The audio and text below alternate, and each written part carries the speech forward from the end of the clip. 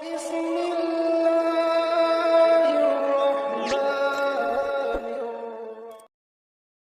bi rahmatihi, lan maksuti rahmati ketemune jenengan terhadap Allah, fabidzalika falyafrahu, panteslah kau berbunga hatimu.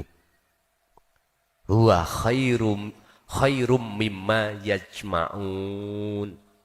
Huwa utawi fadl yang seperti ini iku khairun, luweh apik, mimma saking apa yajma'un kang kok kumpulno perkara urusan Ar-Rahman wau.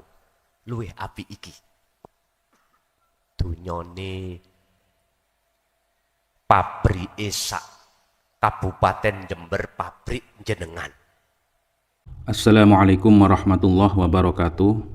Para pemirsa yang dirahmati Allah Subhanahu wa taala, pada kesempatan kali ini kami akan menyajikan sebuah tausiah dari Kiai Haji Mukhlason Rosyid atau Kuson dari Mojokerto.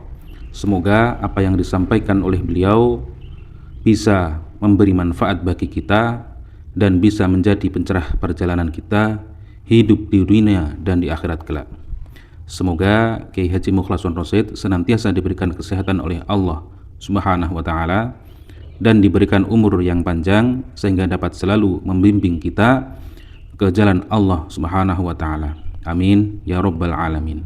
Puji syukur alhamdulillah kita panjatkan ing ngersa dalem Allah, di mana kita pada malam hari ini masih diberikan Allah satu rahmat yang berbentuk dihadirkan kita dalam majelis yang mubarakah ini di Kabupaten Jember, Kecamatan Panti, Desa Serut.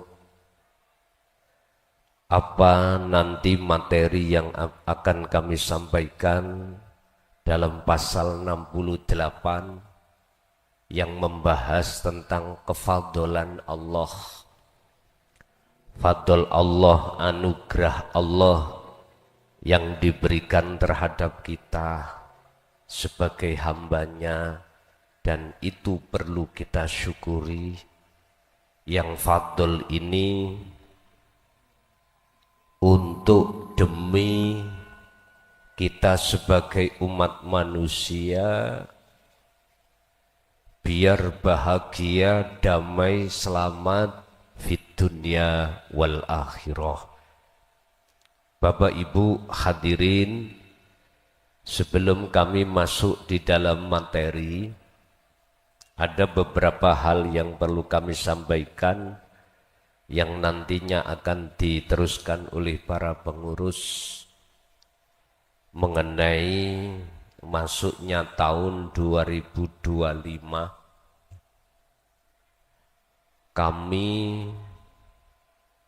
masih diperbolehkan Allah untuk mengkaji kitab hikam ini di berbagai wilayah, tapi jadwal waktunya itu saya kurangi dikarenakan untuk menyelesaikan kami menulis kitab awal dan kitab sani. Nanti kalau kitab itu sudah selesai, maka jadwal ngajinya seperti biasanya. Itu kalau masih dikasih Allah umur panjang. Jikalau ndak, itu berarti kami diberi kelonggaran Allah untuk pensiun. Aku yakin banyak generasi-generasi yang memunculkan ini nanti Allah. Sampai gak usah khawatir. Sebab ayatnya setiap kaum itu Allah akan ngutus satu utusan untuk menyampaikan bil huda wa dinil haq. Dan kaum itu, utusan itu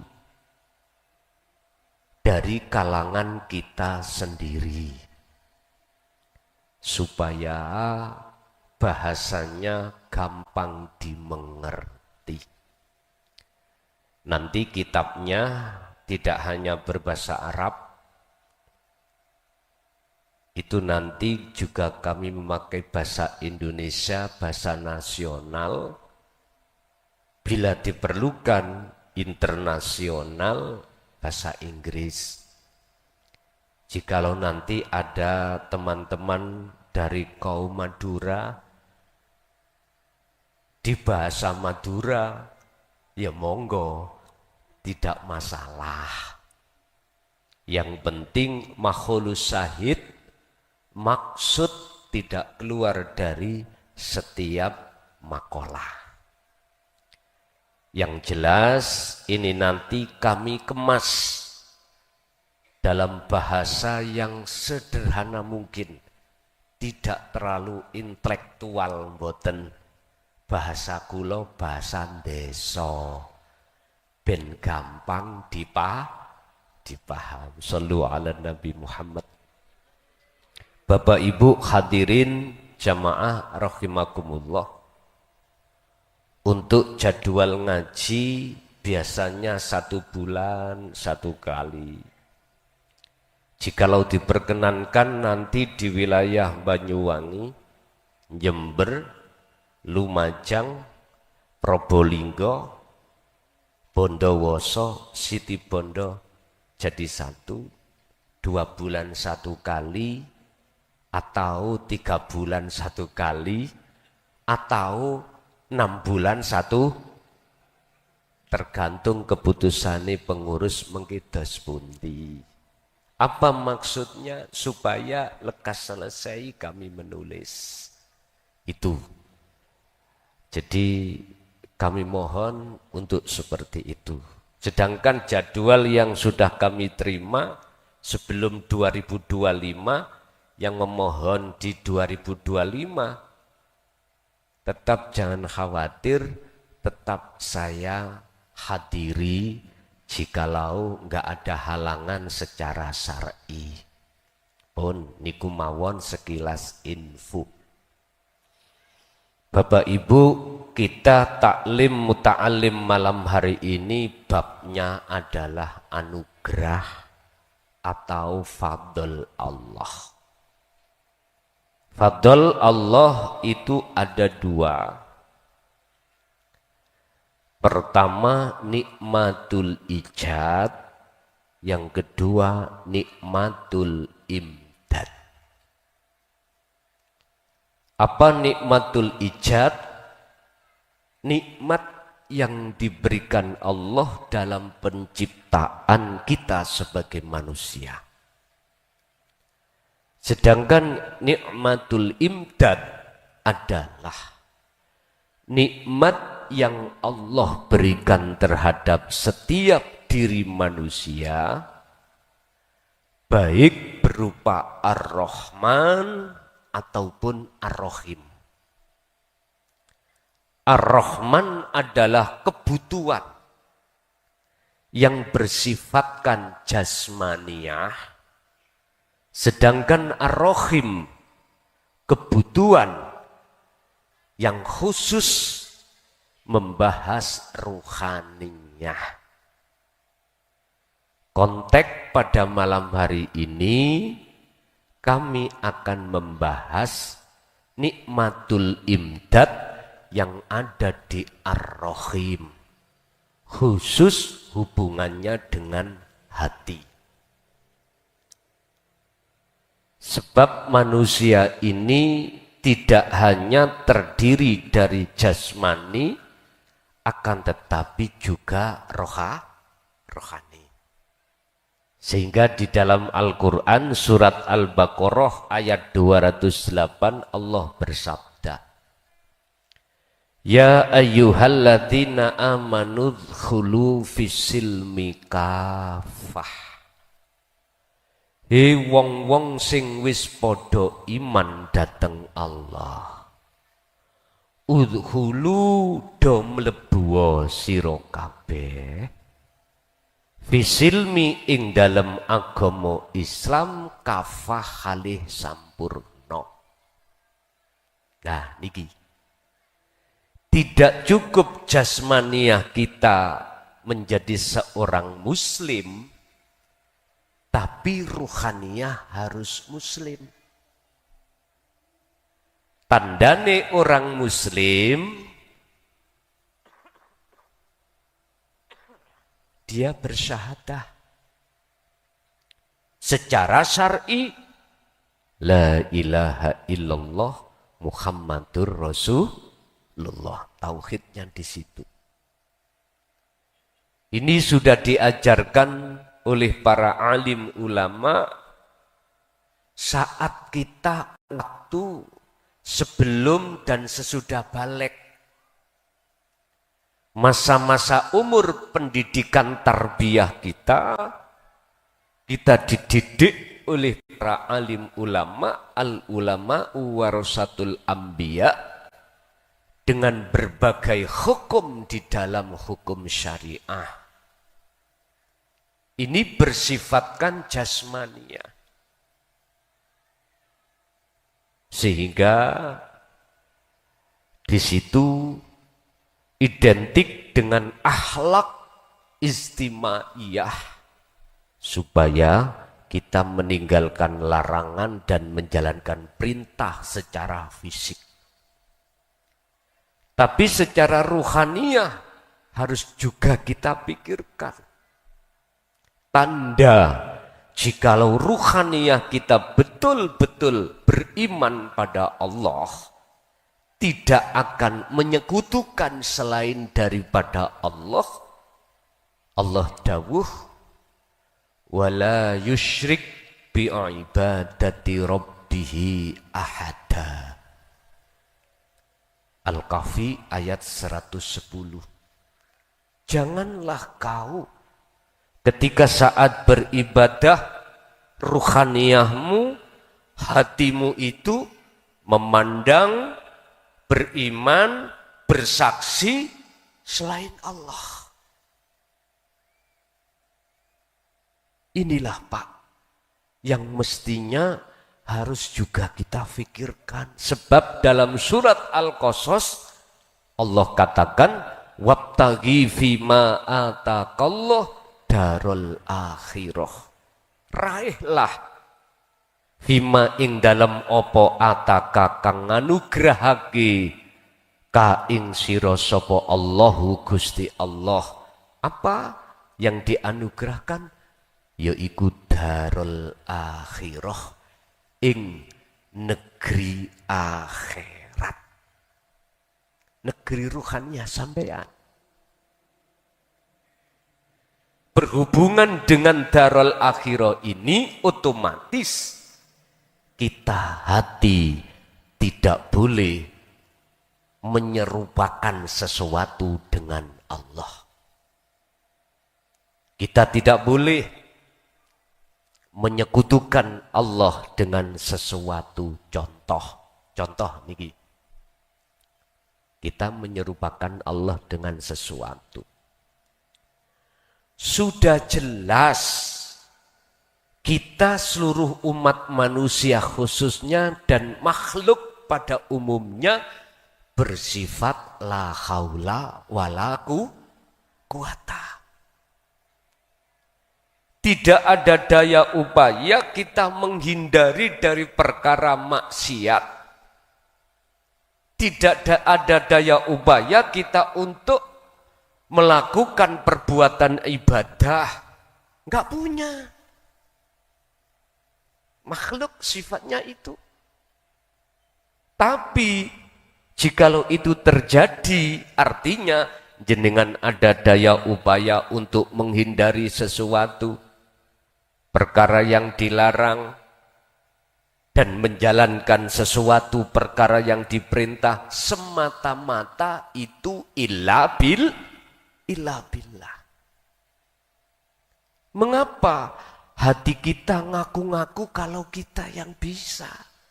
Inilah persoalannya yang kusebut Saya menyerupakan saya dengan Allah secara hakikatnya.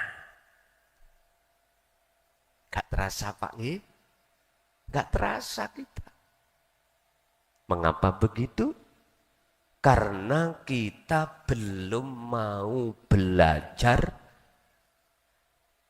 belum mau ngaji babakan ilmu hikam, ilmu tasawuf, ilmu tauhid, ilmu sepuh. Ini persoalannya.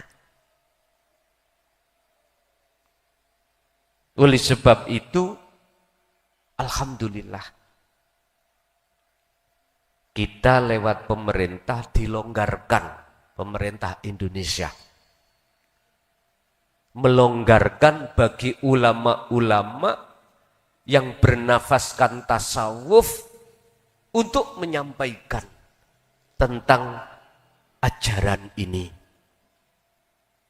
Dan ajaran ini juga dilakukan oleh baginda Rasul Muhammad sallallahu alaihi wasallam di dalam surah Al-Anbiya ayat 25. Wa ma arsalna min qablika mir rasulin illa nuhi ilaihi annahu la ilaha illa ana fa'budun. Waqala aidan dalam surah Toha ayat 14, innani anallah la ilaha illa ana fa'budni wa aqimis sholat lidzikri.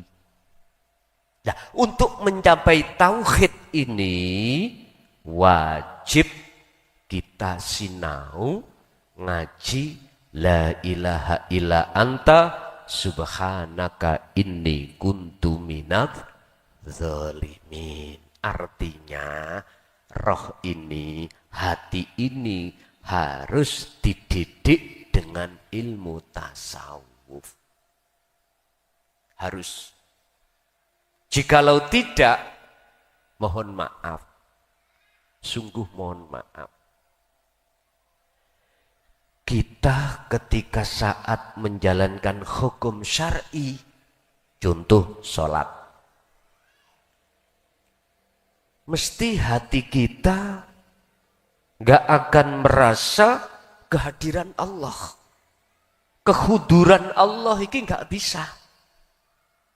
Sehingga dijadikan kesempatan oleh nafsu dalam diri kita untuk mengalihkan syahadat, untuk mengalihkan persaksian, untuk mengalihkan pandangan.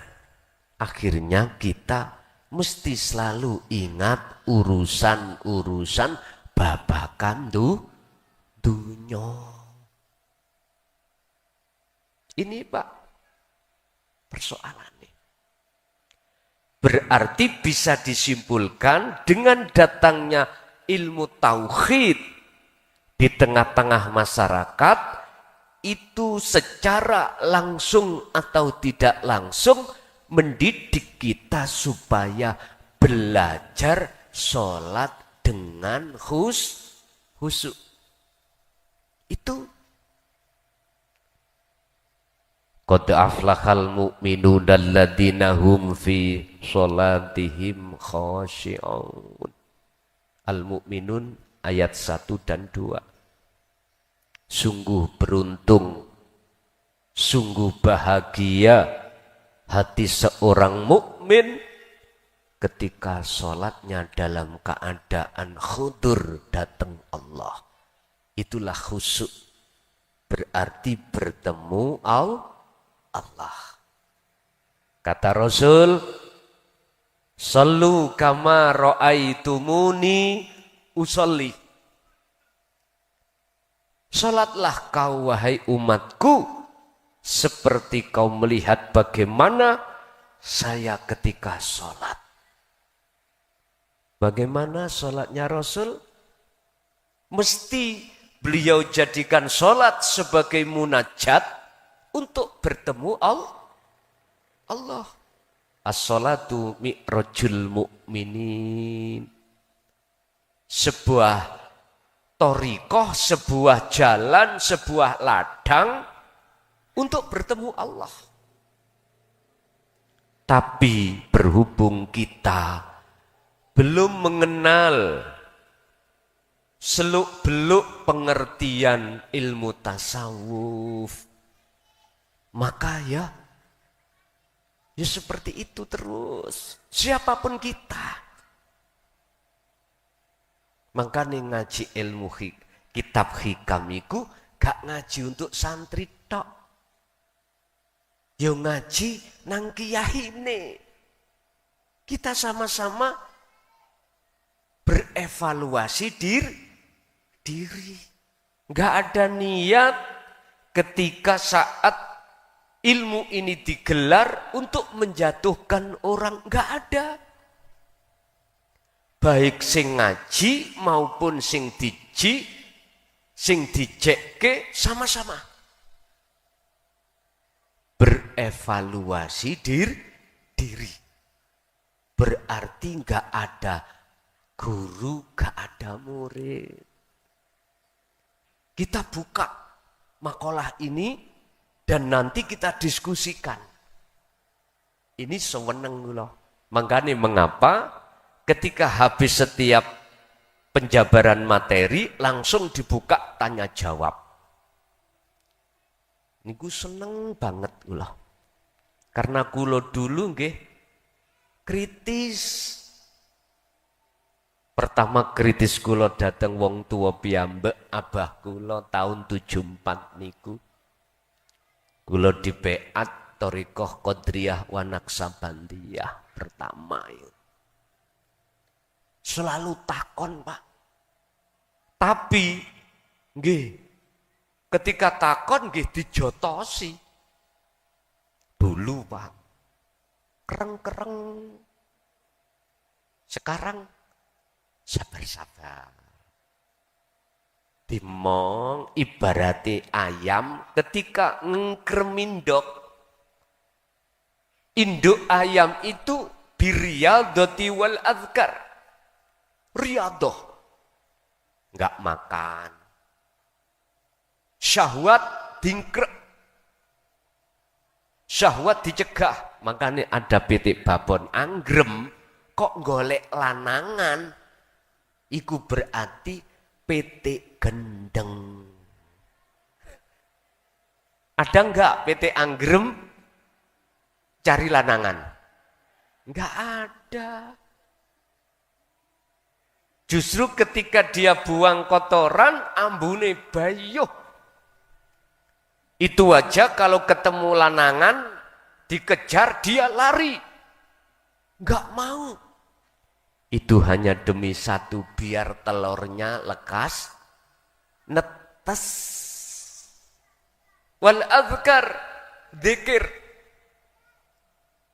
Dalam keadaan dia angkrem, riyadhah, puasa. Itu untuk memanaskan badannya, suhu, temperatur badannya. Jenengan nggih ngoten. Khalwat poso. Khalwat nang kamar beto supermi.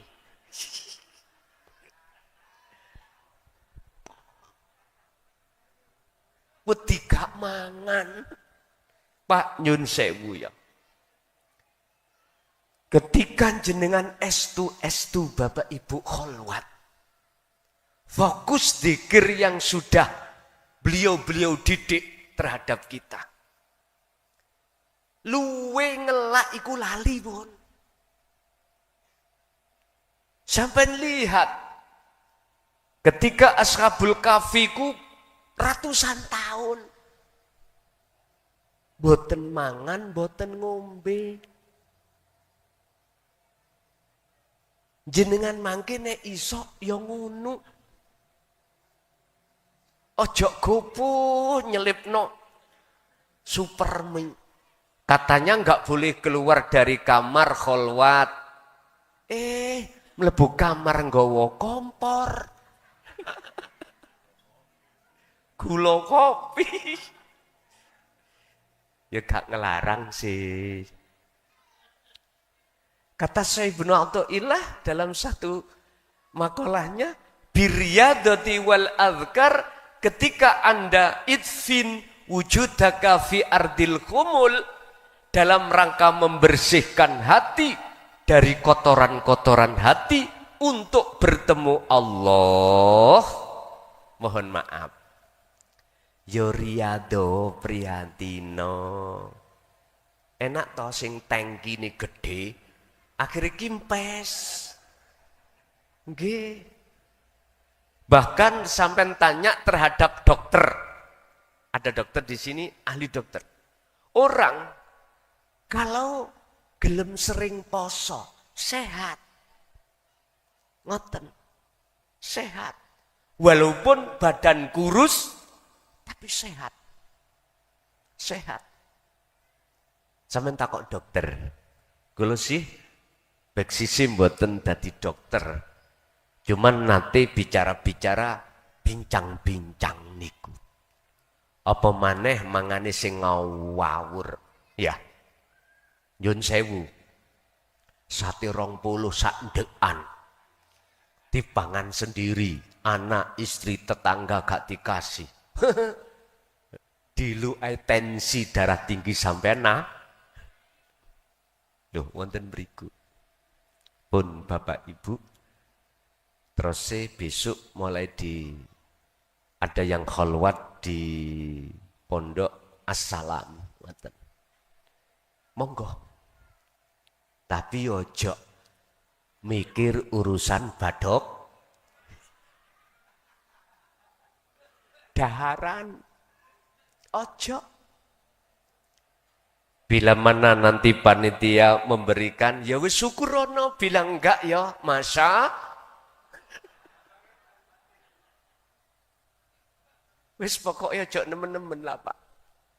Biasanya makan 1 hari 1 malam 3 kali, dikurangi 1 kali.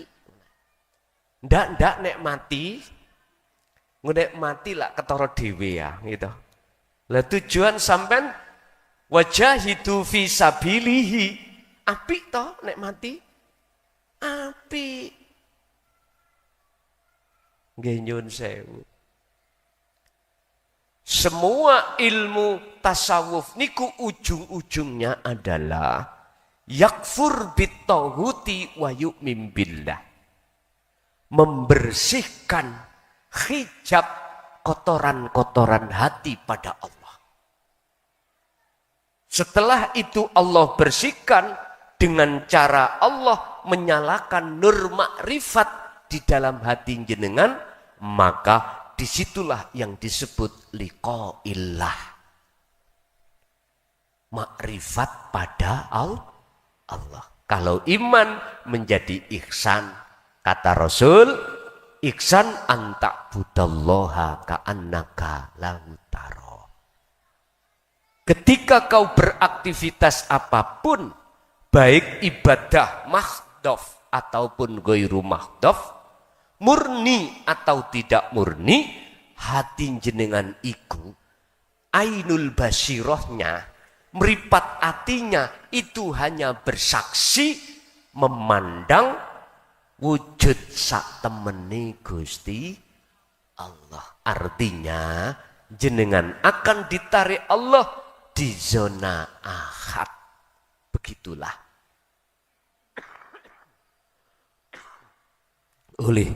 Oleh karenanya kula namung titip pesen mawon bagi jenengan yang mau berkholwat.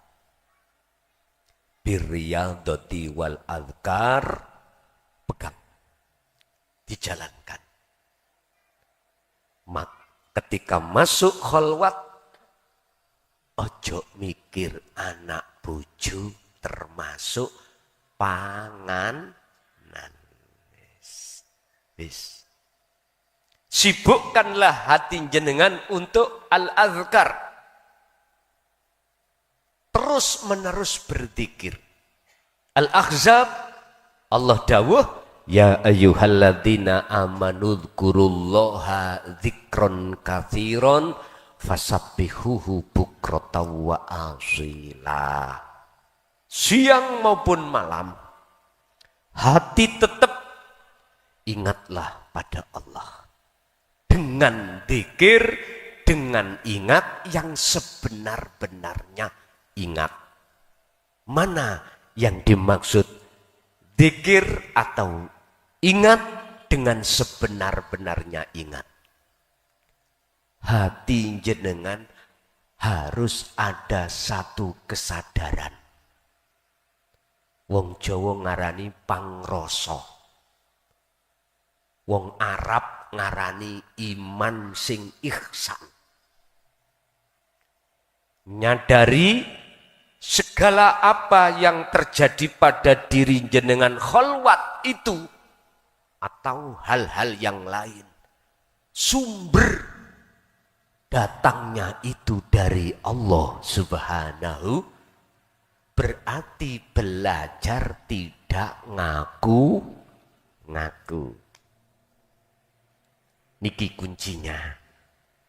Pun sebagai muqaddimah makalah tersebut, monggo kita bahas berikutnya.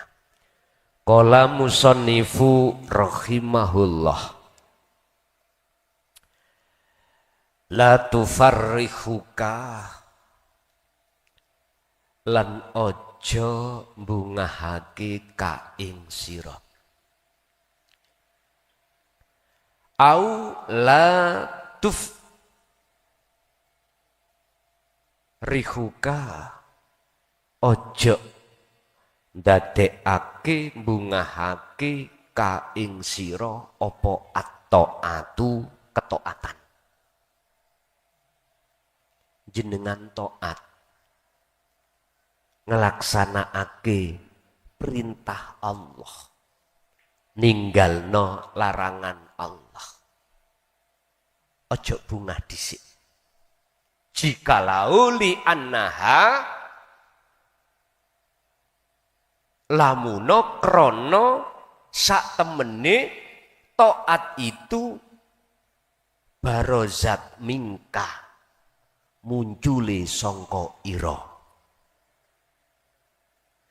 Jikalau ketaatan iku muncul dari hati jenengan krono jenengan ngaku-ngaku iso taat, ojo bungah. Ojo bungah. Karena apa? Karena di situ ada kepentingan nafsu yang paling halus. Wong taat niku lak wapik to Pak nggih. Bagus. Nggih. Dibanding wong ahli maksiat. Iku pandangan manusia.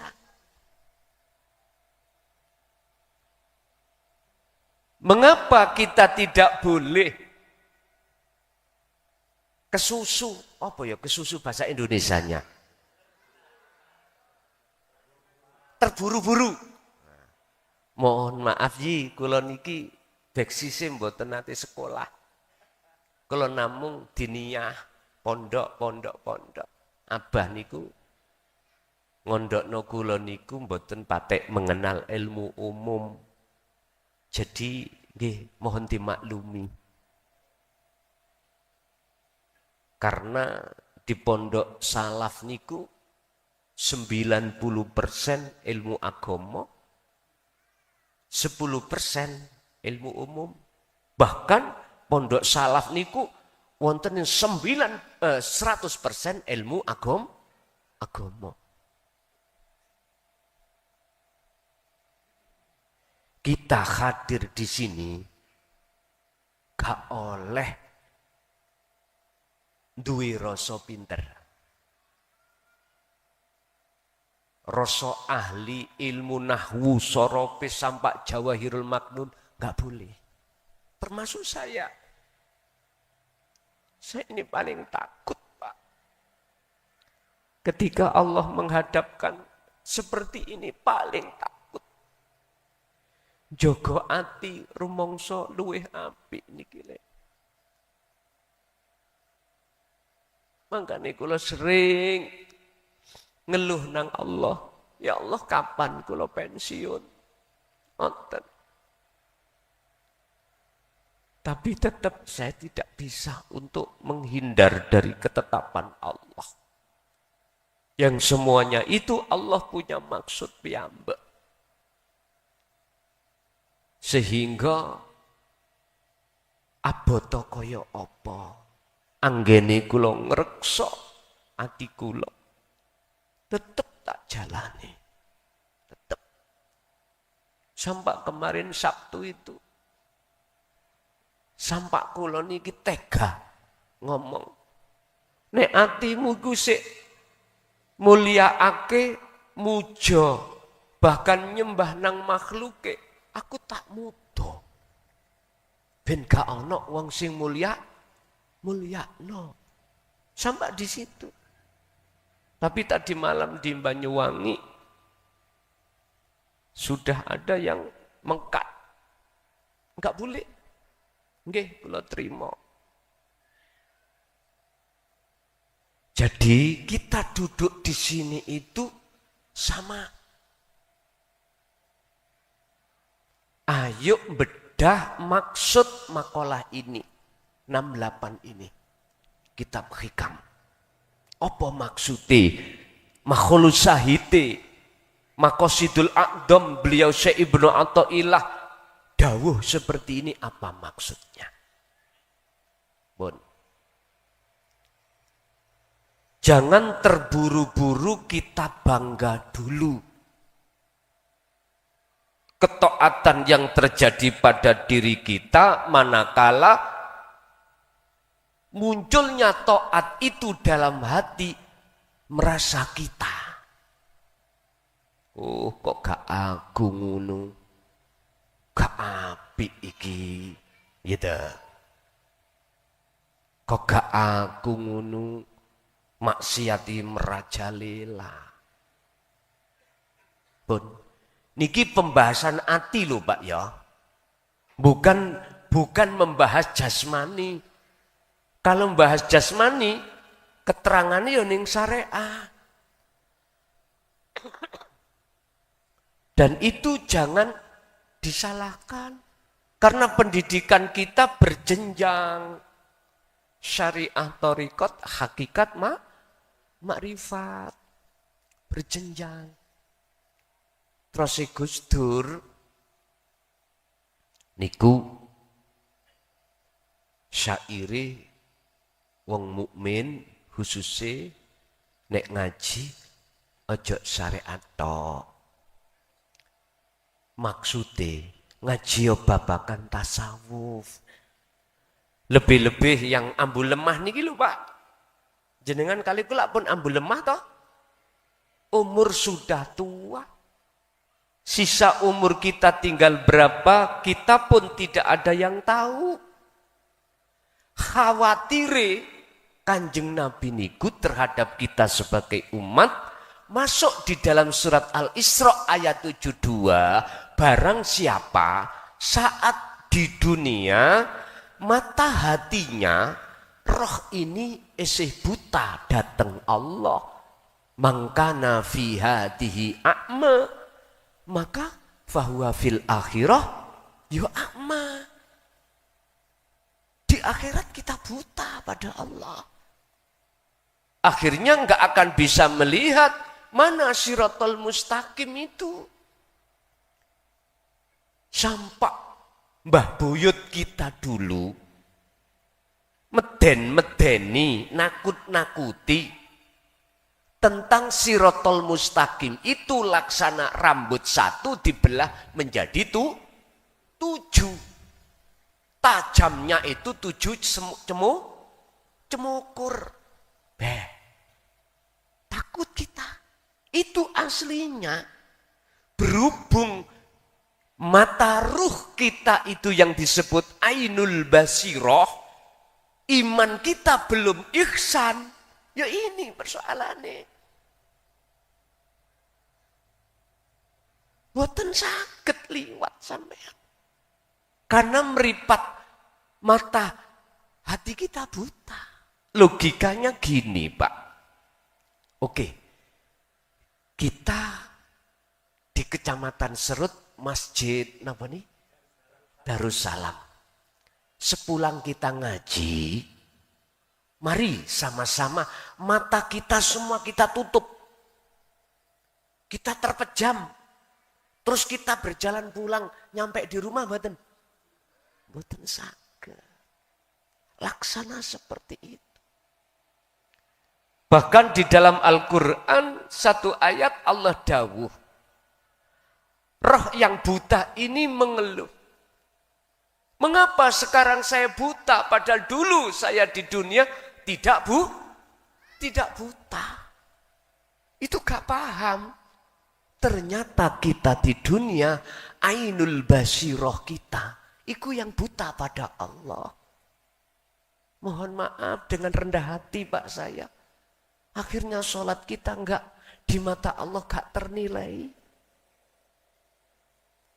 Tidak bisa khusyuk. Enggak bisa khudur. Lawang Allah iku ya gak adoh. Surat Al-Baqarah 115. Walillahil masyriq wal maghrib. Amin lihat. Mulai jagat timur sampai jagat barat semua yang menggerakkan makhluk, yang memiliki makhluk semua itu Allah. Fa ainama tuwallu fathamma wajhullah. Dimanapun kau menghadap, di depanmu itu ada wajah Allah. Tapi kita enggak tahu. Sampai ketika Allah dawuh lagi terhadap Kanjeng Nabi tentang kita. Wa idza sa'ala ibadi anni fa inni qaribun. Muhammad, jikalau hambaku bertanya tentang aku, jawablah aku ini dekat.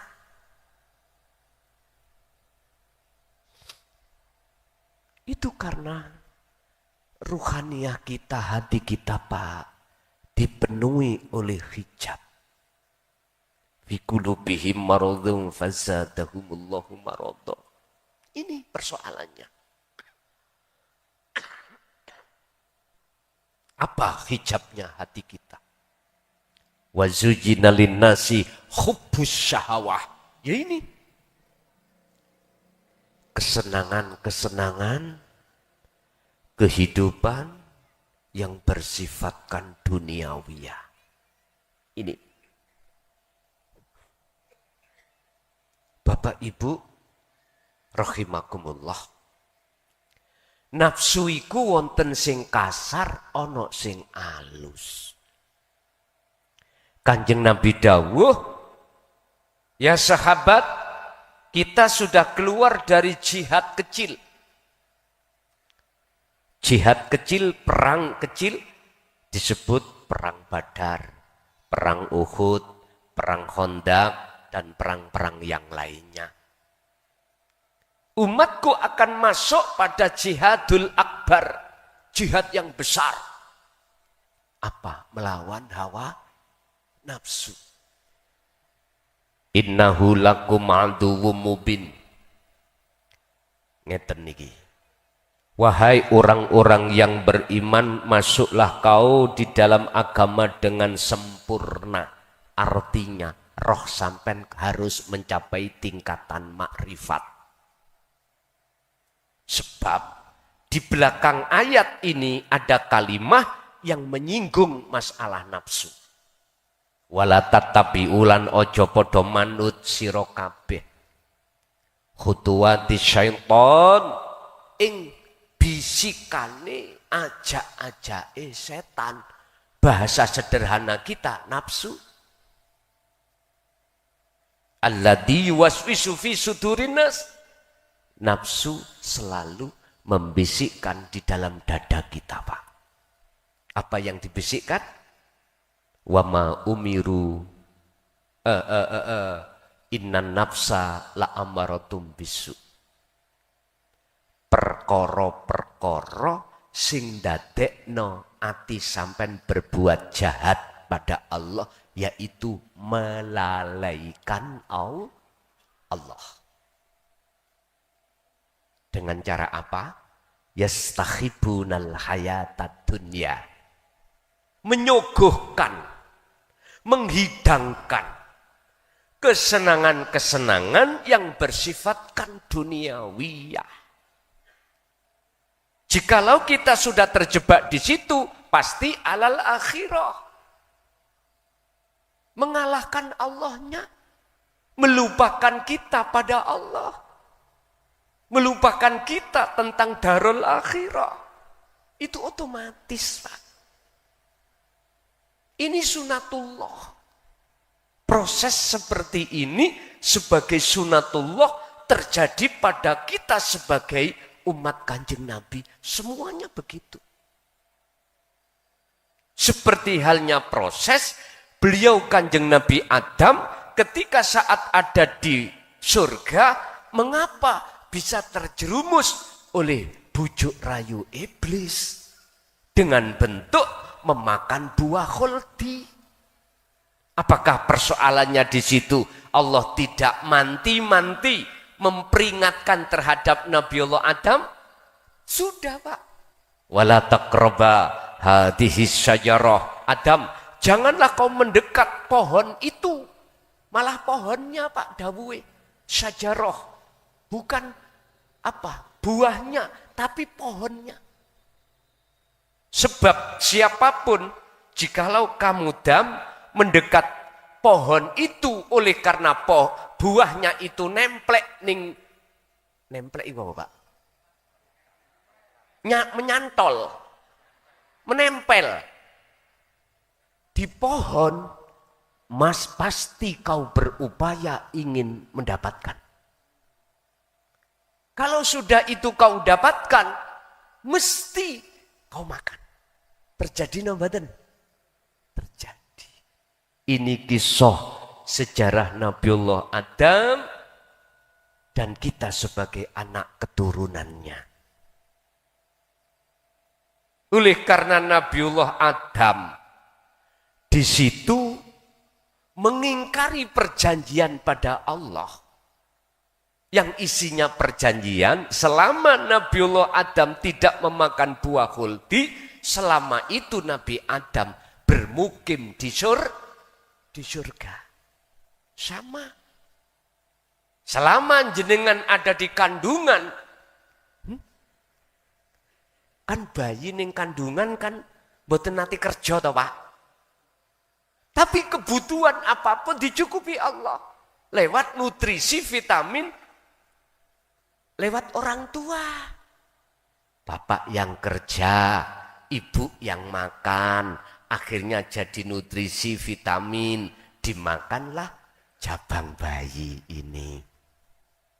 Lalu jabang bayi, roh iki dijanji Allah. Alastu birabbikum dalam surah Al-Anfal ayat 172. Betulkah aku Tuhanmu, Hiroh? Betulkah kau selalu setia, ingat padaku, yang melayani kau dalam melihat, mendengar semua karenaku, berucap karena aku, sholat juga karena aku, makan, minum, apapun yo karena aku, berkholwat yo juga karena aku. Jenengan kali kula jawab, qalu bala syahidna. Bahasa TNI, siap. Tanda tanganlah. Tes. Akhirnya Pak, akil balik, sing lanang golek pacar. Mendekat wong wedok. Sing wedok memeti. Lah podo akil baliknya, syahwat iki podo muncul pun. Loh, niki proses, Pak. Proses kita. Inilah proses innalillahi. Sing penting sebelum kita meninggal, mutu qoblal maut. Patenono keakuamu. Bagaimana kita sebelum meninggal sudah mengamalkan wa inna ilaihi rajiun. Kita kan asalnya tidak ada. Lah ngoten nggih? Adanya sebab diadakan yang ada adalah Allah. Siapa Allah itu?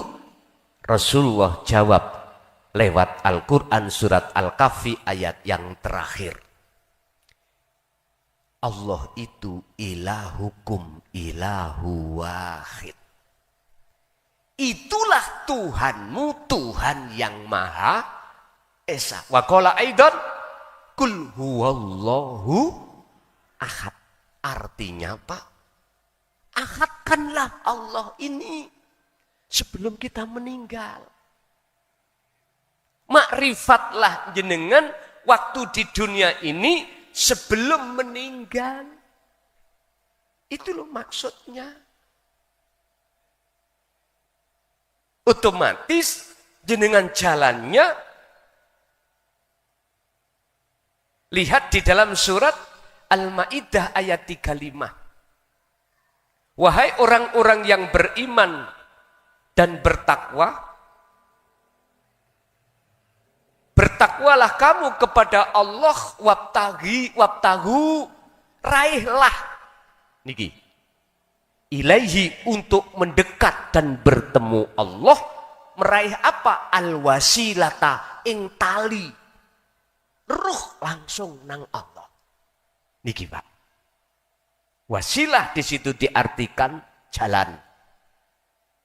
Wasilah diartikan dalam Al-Qur'anul Qadim tali yang disebut hablum minallah, langsung tali antara ruh dengan Allah.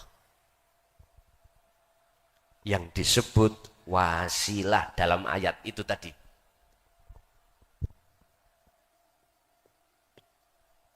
Ketinggal mboten? Cawili. Menimben panitia nyiapno sepidol sing gawedhe.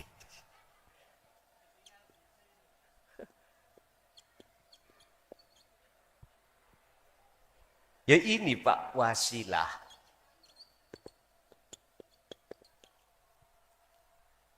Apa? Talinya ruh datang Allah. Zikir. Zikir. Sebab untuk memfanakan diri dari pengakuan kita makhluk yang bisa melakukan ini itu adalah zikir. Zikir yang mana? Yang bisa memfanakan diri untuk menuju keahatan Allah. Buka di dalam surah Al-Ahzab ayat 41. Zikron kathiron. Sejatine eling, sejatine zikir itu adalah wahwa adzikru bisiril asrar. Pun niki. Zikir macam kan ada 4. Sir jahri yang muncul dari tauhid la ilaha illallah. Lalu sirri yang muncul la ilaha illa huwa. Sirul asrar muncul dari la ilaha illa anta. Yang terakhir fana'ud dzikri muncul dari la ilaha illa ana. Ini syariah, thariqah, hakikat, makrifat lengkap. Wajib jenengan iki mendapatkan wasilah. Nah, wasilah itu dibahas di dalam ilmu tasawuf. Beda dengan wasilah secara tauhid la ilaha illallah dan huwa, beda. Beda. Iki khusus masalah ruhaniyah, langsung pada Allah. Akhirnya wajib kita itu ngaji ilmu tentang hati. Ilmu tentang tasawuf. Sebab hanya ilmu itulah yang akan membahas bagaimana cara jenengan iki mengesahkan Allah. Untuk bisa mengesahkan Allah, Anda harus kembali ke asal kita. Tadi saya katakan, kita itu aslinya tidak wujud. Wujudnya sebab diwujudkan yang wujud, yaitu Allah. Bagaimana mungkin kita akan tahu wujudnya Allah, sementara sifat wujudnya Allah kita rampas? Nggak bisa.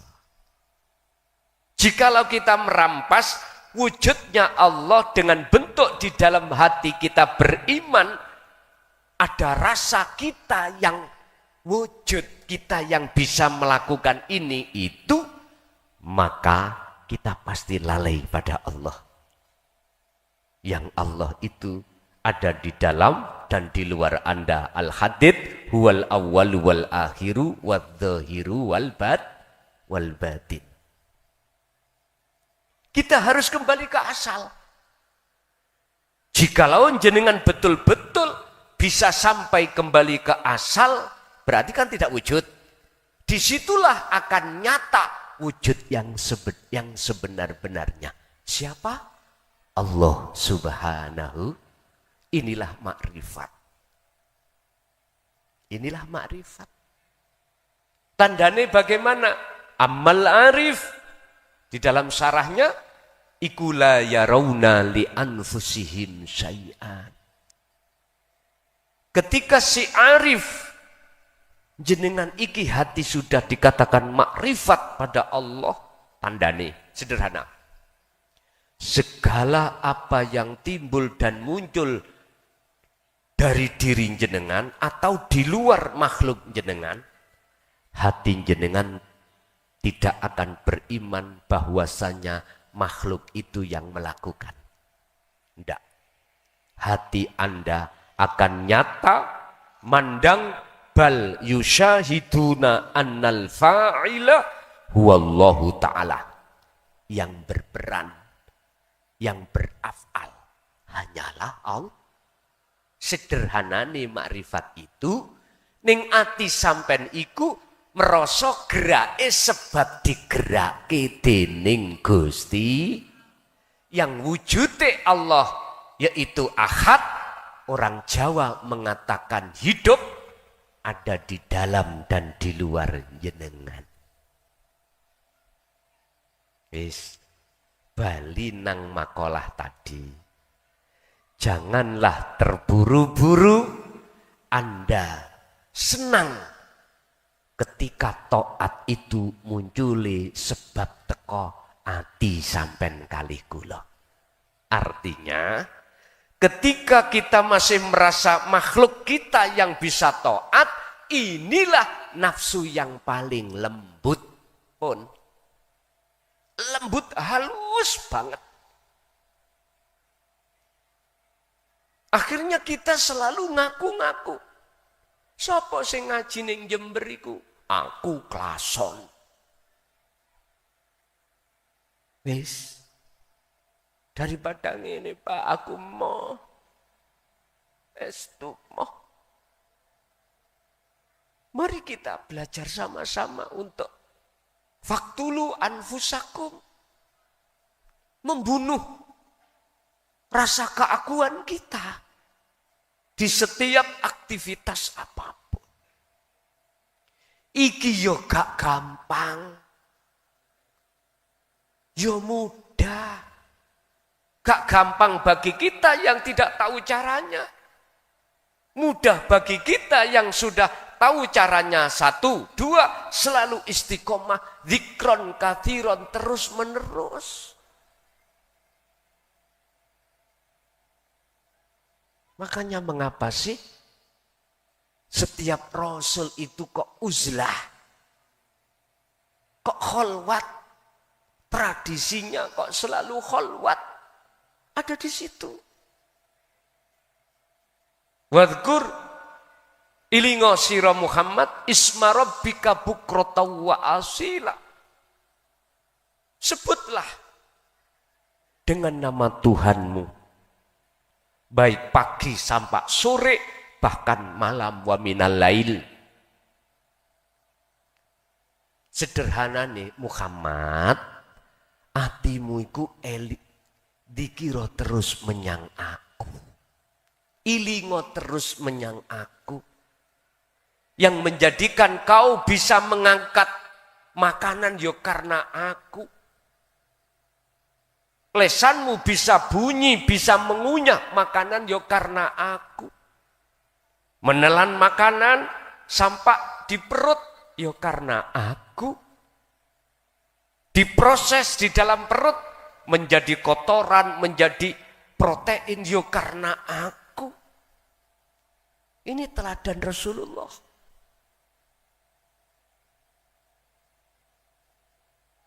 Surat Al-Insan 25-26 tadi Pak. Kalau Rasulullah melakukan ini, terus kita menjauh alias tidak melakukan hal ini, sambung napa mboten kalau kita itu pingin diaku umati Kanjeng Nabi pengikuti setia. Met napa mboten? Mboten. Gak ketemu, gak gathuk Pak. Kalau Rasulullah selalu melakukan kholwat, melakukan uzlah, selalu berzikir, kita enggak mau melakukan, ya jangan kesusu, terburu-buru, kita ingin diakoni sebagai umatnya untuk mendapatkan syafaat dari Allah. Kamet Pak niki, laksana dua tangan, tidak begini.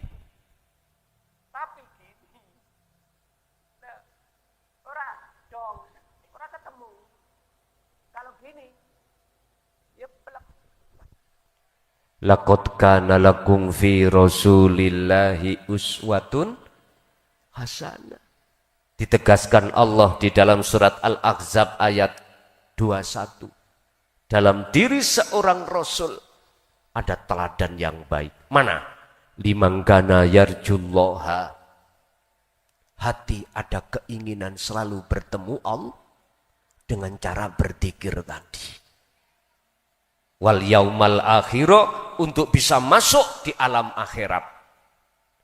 Hal itu wa dzakarallaha katsiran, tentunya dengan zikir. Bon.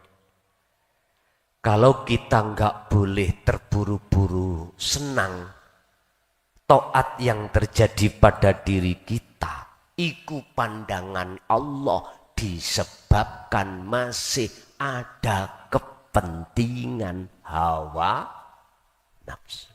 Lembut nggih? Lembut. Terus disusul makalah berikutnya, kebalikan.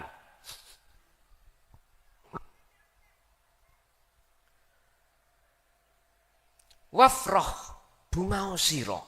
Lagi biha sebab taat di dalam diri Anda. Li'annaha lamuno krana sak temene salat apa jenenge taat iku barozat muncul minallahi saking Allah ilaika dateng panjenengan ilaika maring sira. Jikalau taat yang muncul dalam hati Anda itu, Anda merasa tidak dari Anda, berarti dari Allah wujudnya ada di dalam diri Anda, maka boleh Anda bunga. Itulah fadol, anugerah yang termahal. Inilah yang disebut makrifat.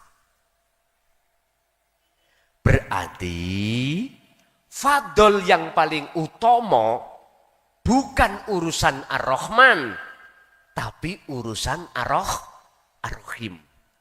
Ar-Rahman, Gusti Allah memberikan anugerah kita anak, istri, suami. Harta benda selalu dicukupi, sandang, pangan, papan. Ini hal yang pasti terputus. Buktinya kita meninggal, Lepas toh? Enggak kekal ini. Oleh sebab itu, kata surat Al-Qasas ayat 77 Allah dawuh, raihlah anugerah yang termulia, wahai hambaku, yaitu darul akhirah. Hubungan langsung hatimu pada Allah. Ini wasilah ini. Ini sebagai hubungan langsung hati jenengan datang Allah. Itulah adzikru bisiril asror. Itu anugerah yang termulia. Sebab mohon maaf, nek kula proses, ati jenengan iki saged nrimo mengwelcome ajaran Rasulullah di jalur tauhid ini juga karena Allah.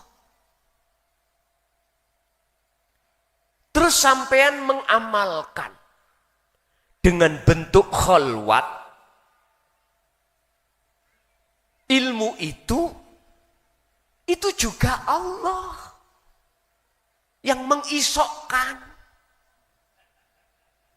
yang membisakan jenengan itu taat iku Allah. Yang membisakan Anda berzikir ya Allah dan hatimu tidak boleh ngaku-ngaku. Selanjutnya terus menerus istiqomah, yang bisa menjadikan istiqomah juga Allah. Itulah anugerah yang mulia. Makanya ada yang tanya, bagaimana saya khalwat cepat ketemu Allah? Ya itu tadi caranya. Faktulu anfusakum. Al-Baqarah ayat 54. Lekas bunun iman di dadamu selain daripada Allah yang melakukan segala aspek apapun. Rasa keaguan makhluk yang bisa melakukan, lepaskan. Itu maksudnya faktulu. Niki kan ceritani Nabi Musa pamit nang Nabi Harun untuk pergi ke Gunung Turisina dalam rangka menerima wahyu kitab Taurat. Selama 40 hari 40 malam dalam surat Toha ayat 11 sampai 14. Tapi ketika beliau bermunajat di Gunung Turisina, kaum ini gaya kesalahan, Mbak. Apa kesalahannya? Ndadekake anak sapi sebagai Tuhan. Akhirnya Nabi Musa turun dengan membawa wahyu, ngomong, wa idh qala Musa liqaumihi ya qaumi innakum dzalamtum anfusakum. Wahai kaumku, kau telah berbuat dolim. Bentuk dolim terhadap dirimu sendiri adalah bittikhadikumul ijla, menjadikan selain Allah sebagai Tuhanmu, yaitu anak sapi. Niku kinayah. Tidak jauh berbeda jenengan niki mengimani sing dadekno hidayah petunjuk muncul teko klason. Itu enggak jauh berbeda jenengan iki telah menuhankan selain Allah. Inilah Pak, tauhid yang murni itu di situ. Kalau seperti itu, hormat sampean, pujaan sampean, bahkan penghambaan sampean datang sinten? Klason. Padahal klason iki padha ambek kuning-kuning kentir nang kali. Lho nggih. Sifat kita kan la haula wala quwwata. Apa manfaate? Ingat, Allah dawuh innaka, wis sekarang gak kelason, kendeken. Innaka sak temene sira Muhammad. Engko sampean cari surat apa? ikulah tadiman ahbabta. Ora bakal bisa aweh petunjuk sira Muhammad man ing wong ahbabta, sekalipun wong idek ambek awakmu yaiku wong sing kok cintai. Sesungguhnya kaum Muhammad itu tidak bisa memberikan petunjuk terhadap orang lain sekalipun orang yang kau cintai.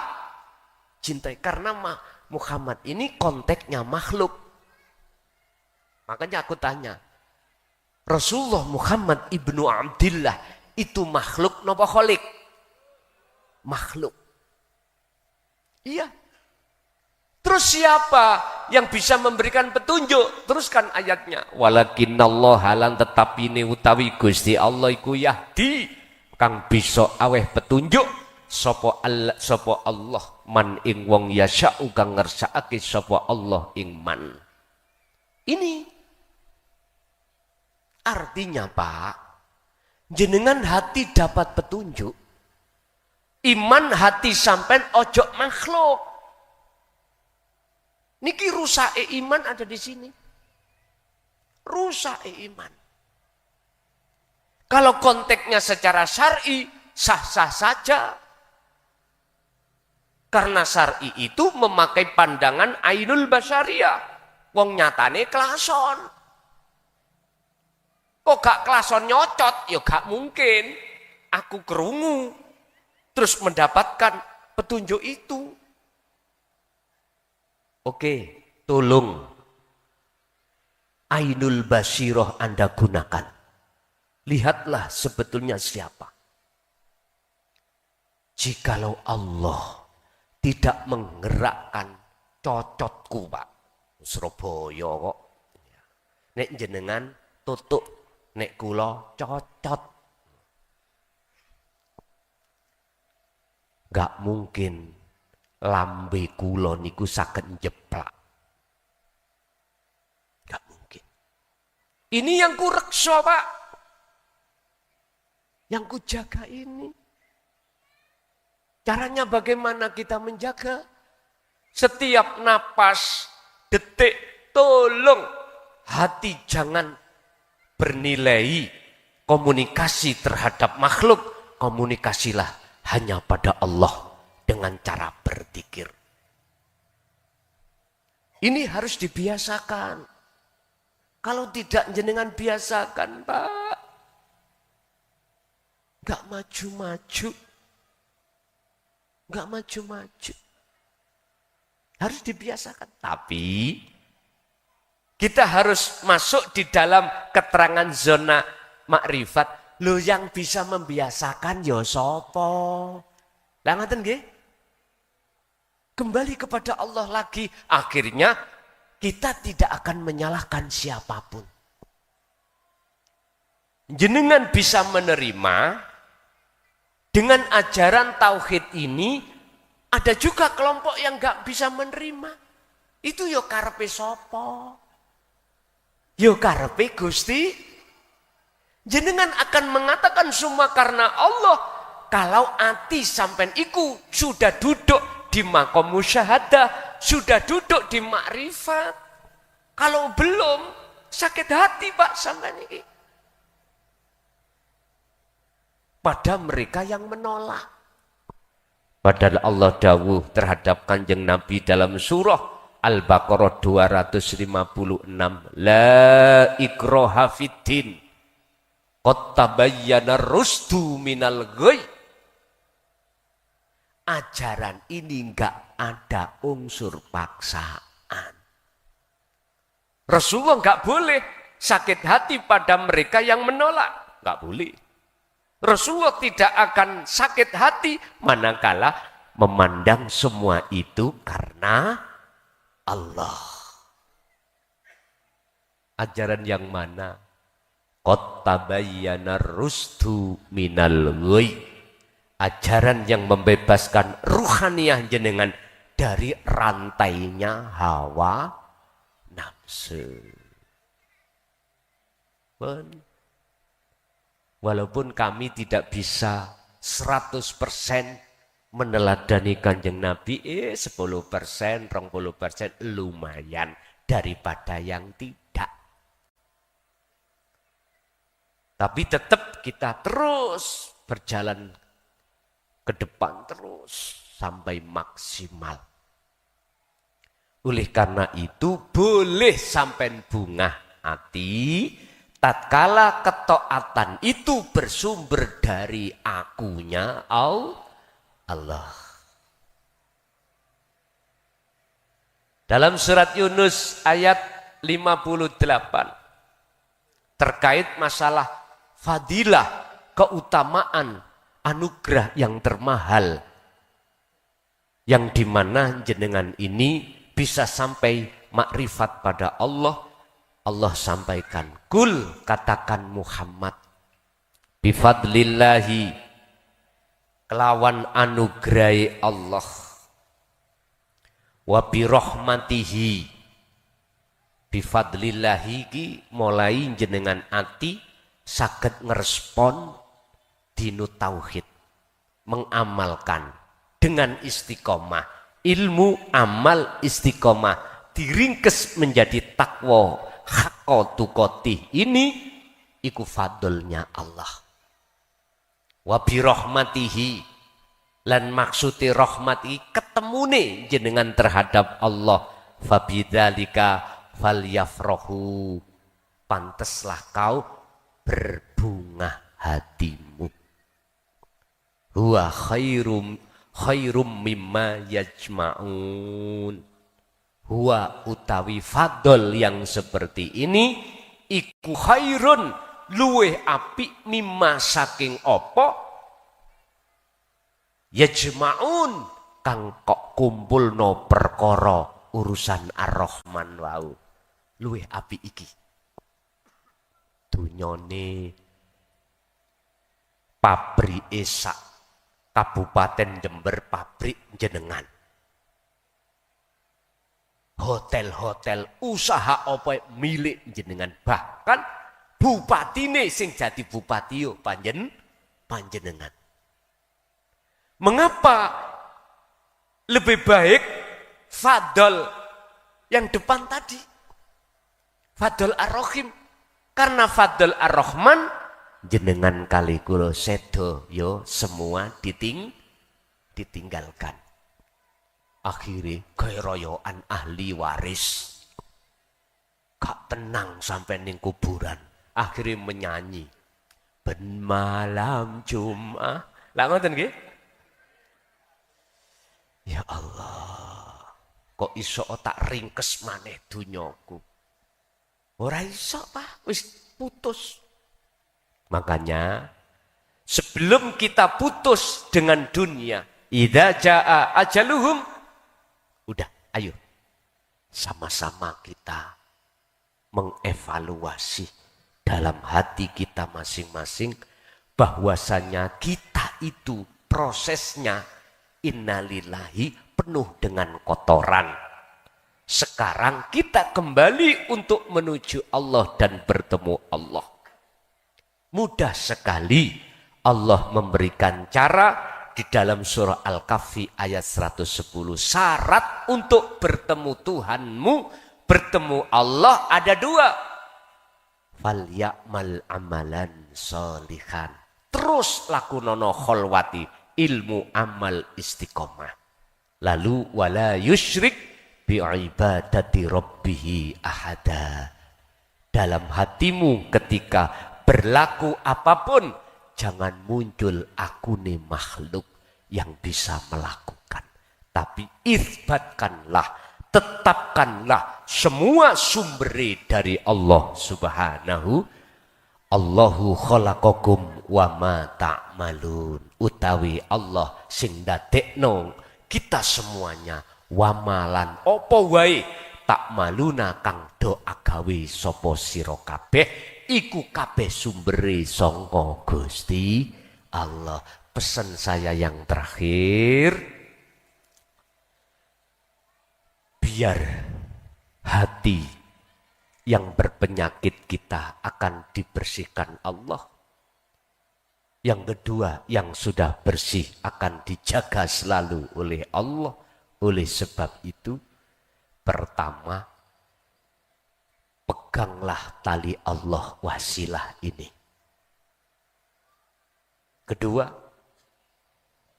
janganlah mudah hati kita mendengarkan seruan nafsu dalam diri kita. Apa seruan nafsu? Memaksa hati beriman, memaksa hati merasakan kalau yang melakukan bisa melakukan itu makhluk diri kita atau makhluk lain. Jangan. Wala yusyrik. Jangan kau menyamakan Allah dengan sesuatu. Berarti tetapkanlah, isbatkanlah keakuan Allah di dalam dirimu ini atau di luar dirimu ini yang melakukan. Dan ini gak perlu diucapkan secara lisan, tapi diucapkan secara hati. Itulah yang disebut ihsan. Itulah komunikasi caranya hati pada Allah Subhanahu wa ta'ala.